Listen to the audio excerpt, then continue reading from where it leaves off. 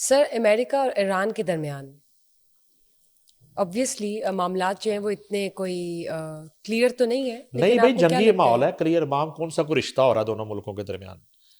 وہاں صورتحال بہت خراب ہے، امریکہ دھمکیاں دے رہا ہے، ایرانی عوام اس وقت جنگی صورتحال میں زندگی گزار رہے ہیں، خوف کے سائے میں، بڑی خوفناک صورتحال ہے، گھنٹوں کی باتیں کی جا رہی ہیں، امریکہ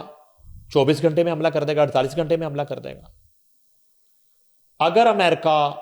غزہ سے توجہ ہٹانے کے لیے یہ ایک کارڈ نہیں کھیل رہا ڈائیورٹ کرنے کے، تو پھر امریکہ نے حملے کی ٹھان لی ہے۔ اب ایران نے جو جوابی دھمکی دی ہے وہ یہ دی ہے کہ پھر ہم اس کا جواب یہ انتظار نہیں کریں گے کہ ہم نے امریکہ کیسے پہنچنا ہے یا ہم نے اسرائیل کیسے پہنچنا ہے، ہم جو ہے نیئرسٹ جو امریکی اڈے ہیں جہاں پہ ہزاروں کی تعداد میں امریکی فوجی اور امریکی جنگی ساز و سامان موجود ہے، ہم ان کو ٹارگٹ کریں گے۔ جب ان کو ٹارگٹ کریں گے تو پھر دوحہ پر بھی حملہ ہو سکتا ہے، ابو دھابی پر بھی ہو سکتا ہے، سعودی عربیہ ہے،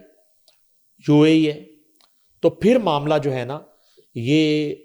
گلف کے لیے بڑا ایک الارمنگ صورتحال ہو جائے گی۔ اس کے علاوہ بات کی جا رہی ہے جی کہ گرین لینڈ جو ہے اس پر امریکہ قبضہ حاصل کرنا چاہتا ہے، جس کے لیے ایک یورپین جو ہے ان کے ساتھ مذاکرات کا ایک دور تھا۔ ڈنمارک کے وزیر خارجہ جو ہیں انہوں نے مارکو روبیو سے ملاقات کی اور گرین لینڈ والا جو معاملہ ہے اس پر بات چیت کے لیے یہ سیشن ہوا تھا کہ گرین لینڈ جو ہے وہ امریکہ اگر اس پر قبضے کی کوشش کرتا ہے تو پھر اس کو جنگ تصور کیا جائے گا، مگر سنا ہے کہ یہ چند منٹوں میں یہ مذاکرات جو ہے وہ ختم کر دیے گئے بے نتیجہ، یعنی کہ امریکہ گرین لینڈ کے معاملے پر بھی کسی طرح کا کمپرومائز کرنے کو تیار نہیں ہے، اور اس کے ساتھ ہی ساتھ امریکی جو فوج ہے اور وہ گرین لینڈ پر اترنا شروع ہو گئی ہے، اور ساز و سامان جو ہے جنگی وہ گرین لینڈ پر پہنچنا شروع ہو گیا ہے۔ اور دوسری طرف ڈنمارک جو ہے ان کا اور یورپین جو کنٹریز ہیں ان کا یہ کہنا ہے کہ اگر گرین لینڈ پر حملہ ہوتا ہے تو اس حملے کو نیٹو ممالک پر حملہ تصور کیا جائے گا۔ تو اس طرح کی جو ہے صورتحال دونوں طرف چل رہی ہے۔ اور ادھر ایران کی بات کریں تو ایران اس وقت اپنی پوری دفاعی اور اس کے بعد کسی بھی طرح کے ممکنہ حملے کا جواب دینے کے لیے اپنی اسٹریٹجی وہ بنا چکا ہے۔ اور ایک اور ایران کے حوالے سے جو اچھی خبر وہ یہ ہے کہ کچھ عرصے سے وہاں پر پلانٹڈ جو پروٹیسٹ چل رہے تھے نہ صرف وہ ایکسپوز ہوئے وہ عناصر، بلکہ امریکی جو موجودہ رجیم ہے اور موجودہ جو حکمران ہیں وہ اس پر قابو پانے میں کامیاب ہو گئے۔ وہ ایک خانہ جنگی کی اٹیمپٹ تھی، باضابطہ طور پر قتل و غارت گری کی اٹیمپٹ تھی، جس پر یہ کہنا ہے ان کے اسپوکس پرسنس کا کہ اس حوالے سے اب ایران کو کسی طرح کا خطرہ لاحق نہیں ہے ان مظاہرین سے اور ان پلانٹڈ جو ہیں اور پیڈ جو ہیں مظاہرین سے، ان کو وہ کنٹرول کرنے میں کامیاب ہو گئے،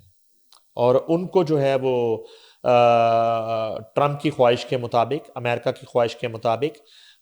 حکومتی اداروں پر قبضہ کرنے اور ان پر چڑھائی کرنے اور ان کو جو ہے نا وہ جلاؤ گھراؤ کرنے میں وہ کامیاب نہیں ہو سکے، اور ان کی ایکسیس جو ہے جو ایسے ان کے تنصیبات ہیں ان تک جو ہے وہ رسائی ختم کر دی گئی ہے۔ یہ ایک ڈیولپمنٹ ضرور ہے۔ دوسری طرف امریکہ اور اسرائیل کی جو نیت ہے وہ ایران کے حوالے سے اچھی نہیں ہے، وہ خراب ہے، جس کا بخوبی اندازہ ہے موجودہ رجیم کو۔ اور اب یہ ہے کہ ہمیں اس طرح کی پیشن گوئیاں جو ہے نا وہ بھی مناسب نہیں ہے، لیکن یہ معاملہ جو ہے یہ ودن اے ڈیز جو ہے یہ کسی طرف لگ جائے گا، یا تو امریکہ اپنا یہ فیصلہ واپس لے گا جو اس نے دھمکی دے رکھی ہے، اور یا پھر وہ ماضی کی طرح بذریعہ اسرائیل یا براہ راست جو ہے حملہ کر سکتا ہے ایران۔